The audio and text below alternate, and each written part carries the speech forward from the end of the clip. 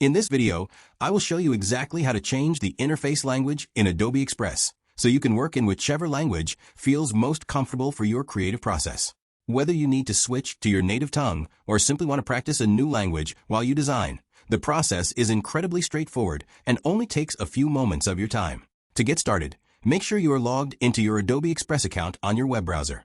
Once you are on the main dashboard, look toward the top right corner of the screen, where you will see your profile picture or account icon. Click on that icon once to reveal a drop-down menu containing several different options for your account. From this list, you need to select settings or preferences depending on the specific version you are currently using. A new pop-up window will appear in the center of your screen containing various customization options. On the left side of this window is a sidebar menu. You must ensure that you are on the General tab, which is usually the default selection when you first open these settings. If you do not see language options right away, simply double-check that the General tab is highlighted.